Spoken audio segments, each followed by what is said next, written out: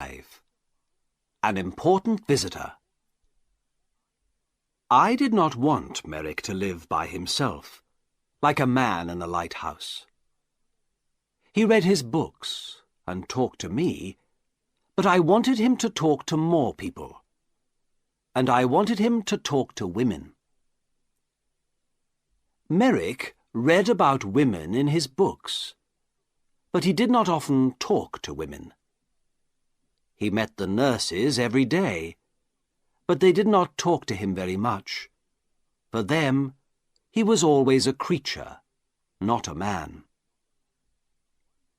One day, one of my friends, a beautiful young woman, came to the hospital. I told her about Merrick and took her to his room. She opened the door and smiled at him. "Good morning, Mr. Merrick," she said. Then she shook his hand. Merrick looked at her for a minute, with his mouth open. Then he sat down on his bed, with his head in his hand, and cried. He cried for nearly 5 minutes. The tears ran down his face, between his fingers, and onto the floor. My friend sat on the bed beside him and put her hand on his arm. She said nothing, but she smiled at him and shook his hand again before she left. "Dr. Treves," he said to me that night, "that lady was wonderful. My mother smiled at me once, many years ago, but no women smile at me now. But this lady smiled at me too, and she shook my hand. A beautiful lady smiled at me and shook my hand." My young lady friend came again the next week and talked to Merrick for half an hour. The week after that, she came again with a friend. They gave him some books and had a cup of tea with him. It was wonderful for him.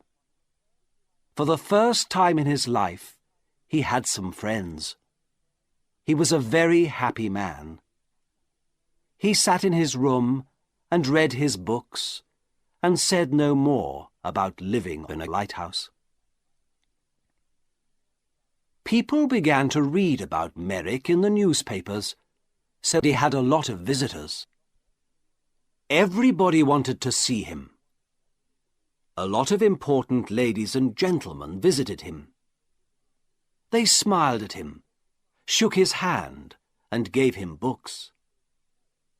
Merrick liked talking to these people, and he began to forget about his ugly body.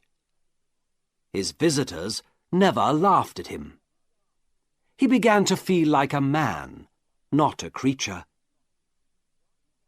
One wonderful day, a very important lady came to the hospital to visit him.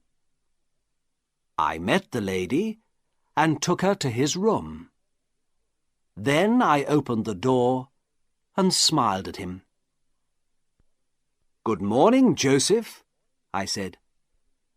"There is a new visitor to see you today, a very famous lady." Merrick stood up beside his table. He did not smile, because his face could not smile, but his eyes looked happy. "That's good," he said. "Who is it?" I moved away from the door, and the visitor walked in. "Your Majesty, this is Joseph Merrick," I said. "Joseph, this is Her Majesty, Queen Alexandra, the Queen of England." Queen Alexandra smiled at him. "How do you do, Mr. Merrick?" she said. "I'm very pleased to meet you." Then she shook his hand. Merrick did not move. For nearly half a minute he stood and looked at her with his mouth open. Then he spoke in his strange, slow voice. How do you do, Your Majesty? He said. But I don't think the Queen understood him, because he tried to get down on his knees at the same time. It was very difficult for him, because of his enormous legs. "No, please, Mr. Merrick. Do get up," said the Queen. "I would like to talk to you. Can we sit at your table?"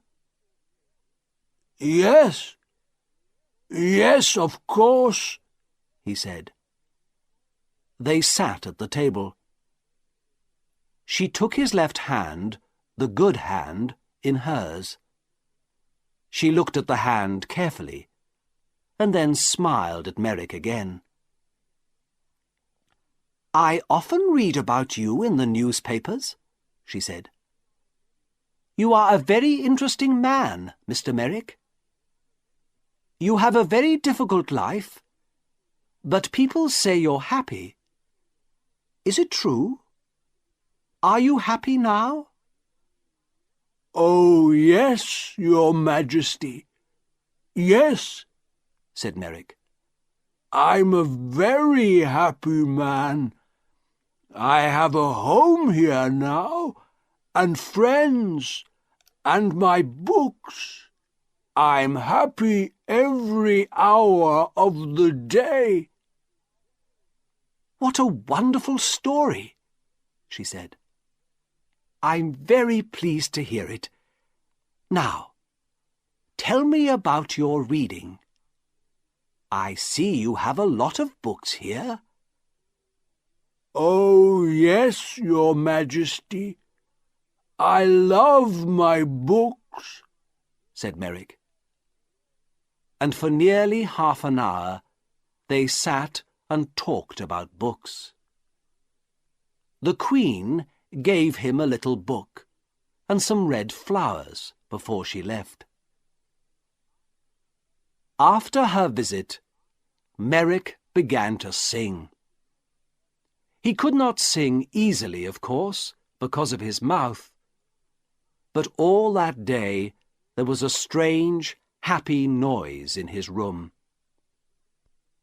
He looked at the flowers carefully and put them on his table. He had many visits from the Queen, and at Christmas she sent him a Christmas card. Windsor Castle, the 20th of December, 1888.